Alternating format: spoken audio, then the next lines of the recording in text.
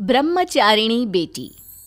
माथुर परिवार की बेटी शेफाली शादी नहीं करना चाहती थी और इस वजह से मिस्टर और मिसेस माथुर काफी परेशान रहते थे। उन्होंने कई बार अपनी बेटी शेफाली से इस बारे में बात करने की कोशिश की, लेकिन शेफाली हर बार ये कहकर बात को टाल देती थी कि उसे शादी करने में बिल्कुल भी इंटरेस्ट नहीं है। शेफाली का एक भाई भी था, उसका नाम था विशाल। शेफाली की उम्र लगभग 30 साल की हो चुकी थी और विशाल उससे छोटा। एक दिन मिस्टर माथुर कहते हैं, शेफाली बेटा, अगर तुम शादी नहीं करोगी तो आने वाले वक्त में विशाल की शादी में भी बहुत प्रॉब्लम आएगी। आखिर क्या वजह है, तुम शादी क्यों नहीं करना चाहती हो? पापा, अब मेरी जॉब लग चुकी है और कॉलेज के टाइम में भी मुझे कोई पसंद नहीं था। पता नहीं क्यों मुझे किसी लड़की के साथ रहने और उससे शादी करने में बिल्कुल इंटरेस्ट नहीं है। लेकिन बेटा, इस तरह अकेले जिंदगी तो नहीं कटती। तुम्हें अपने बारे में कुछ सोचना चाहिए। नहीं मम्मी, मैं अपनी जिंदगी में बहुत खुश हूँ।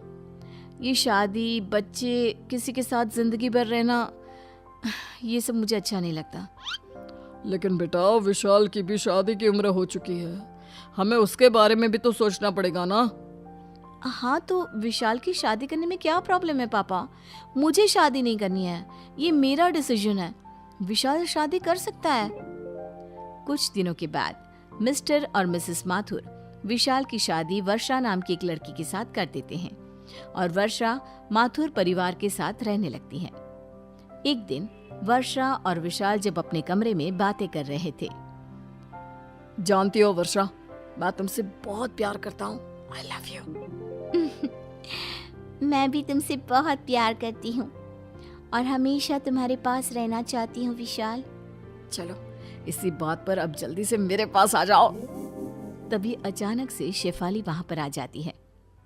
क्या हो रहा है? हाँ, तुम लोगों को शर्म नहीं आती? दिन दहाड़े रोमांस करने में लगे हुए हो। मम्मी पापा भी घर पर ही है। लेकिन शेफाली दीदी, हम तो अपने कमरे में हैं, किसी के सामने थोड़ी ना कुछ कर रहे हैं। बेशर्मी की भी हद होती है। आजकल की लड़कियों को तो बस लड़कों से चिपकने का बहाना चाहिए। मुझे देखो, आज तक किसी लड़के को छुआ तक नहीं है। मैं हाथ तक नहीं मिलाती किसी लड़के से। पूरी ब्रह्मचारी हूँ। लेकिन दीदी, मेरी और वर्षा की शादी हुई है, वो मेरी पत्नी है, और अगर वो मेरे पास आती है तो इसमें कुछ गलत नहीं है। अच्छा ठीक है ठीक है, मुझे ज्यादा लेक्चर मत दो। तुम्हें बाहर मम्मी बुला रही थी, यही कहने आई थी। विशाल और वर्षा शेफाली के साथ कमरे से बाहर आते हैं। विशाल बेटा, बहुत दिन हो गए हम पूरी फैमिली के साथ कहीं आउटिंग पर नहीं गए। हाँ विशाल बेटा, और इसलिए तुम्हारे पापा कह रहे थे कि सब लोग साथ में मूवी देखने चलते हैं। बहुत अच्छा प्लान है मम्मी। मैं भी वर्षा से यही कह रहा था कि कहीं घूमने जाने का प्रोग्राम बनाते हैं। ठीक है मम्मी जी, हम लोग टिकट बुक करवा लेते हैं आज शाम की ही, और सब साथ में चलते हैं। शाम को सब लोग मूवी देखने के लिए थिएटर पहुंचते हैं। वर्षा और विशाल एक दूसरे के पास वाली सीट पर जैसे ही बैठने की कोशिश करते हैं। हटो तुम दोनों यहाँ से, यहाँ तुम दोनों के बीच वाली सीट पर मैं बैठूंगी। अरे शेफाली, ये क्या कर रही हो? उनकी नई नई शादी हुई है, उन्हें साथ में बैठने दो। हाँ बेटा, वो दोनों मियाँ बीवी है, तुम उनके बीच में बैठकर क्या करोगी? अरे मम्मी, थोड़ी देर इनका दूर रहना जरूरी है, बैठने दीजिए ना मुझे। और जिद करके शेफाली वर्षा और विशाल के बीच में बैठ जाती है। ये बात वर्षा और विशाल दोनों को ही अच्छी नहीं लगती। कुछ दिनों के बाद, वर्षा जरा इधर आओ मेरे पास, तुमसे कुछ जरूरी बात करनी थी। बताइए दीदी, क्या हुआ? कुछ काम था क्या आपको? देखो वर्षा, मैं चाहती हूँ कि कुछ दिन तुम मेरे साथ मेरे कमरे में सोया करो। लेकिन दीदी, वर्षा आपके कमरे में सोकर क्या करेगी? क्यों? तुमसे 2 दिन भी अपनी बीवी से दूर नहीं रहा जाता क्या? बेटा, विशाल सही तो कह रहा है, और वर्षा को तुम्हारे कमरे में सोने की क्या जरूरत है? बस ऐसे ही मम्मी, मैं चाहती हूँ कि कुछ दिन वो मेरे साथ रहे, मुझसे बातें करे। अगर 1-2 दिन मेरे कमरे में सो लेगी तो क्या बिगड़ जाएगा? बेटा, उनकी अभी अभी नई नई शादी हुई है, तुम तो कुछ भी नहीं समझती हो। अरे मम्मी, शादी होने का मतलब ये थोड़ी ना है कि दिन रात एक दूसरे के साथ रहो, एक दूसरे से चिपक कर रहो। अब हो गई ना शादी। मुझे देखो, 30 साल से ऊपर की हो गई हूँ, लेकिन अभी तक ऐसी कोई फीलिंग मेरे दिल में नहीं आती। माथुर परिवार शेफाली की इन हरकतों से परेशान हो जाता है और फिर वर्षा और विशाल मिलकर एक प्लान बनाते हैं।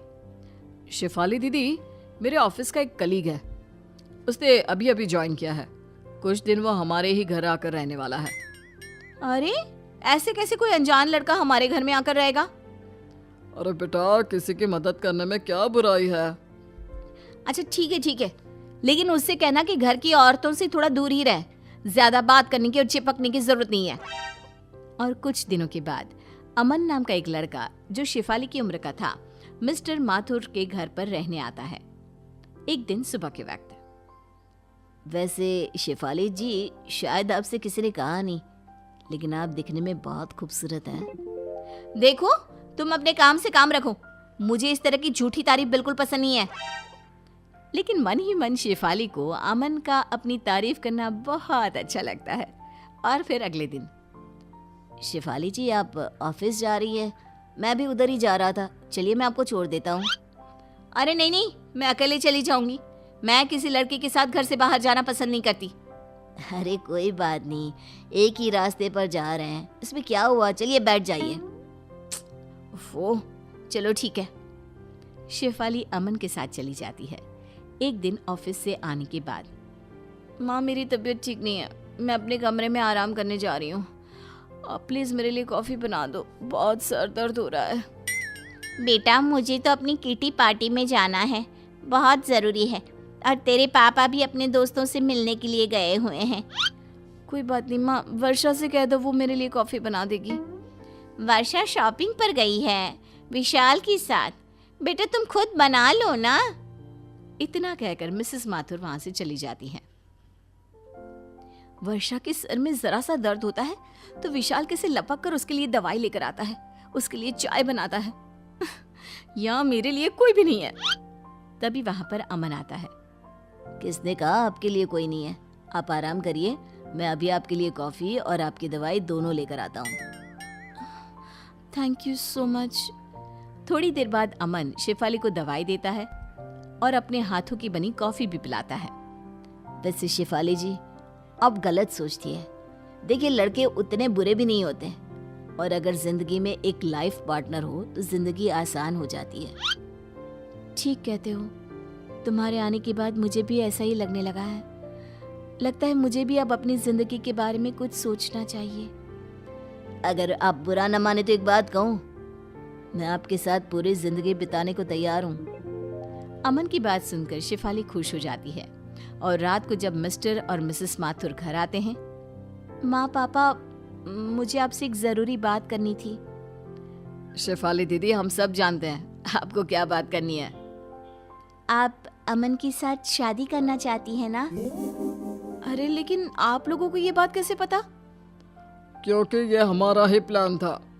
और मैं तो अमन को पहले से ही जानती हूँ। क्या ये सब आपने जानबूझकर किया? तो क्या करते बेटा, जिंदगी भर अपनी बेटी को ब्रह्मचारिणी बेटी तो नहीं रहने देते ना। देखो बेटा, शादी करना और खुश रहना कोई बुरी बात नहीं है।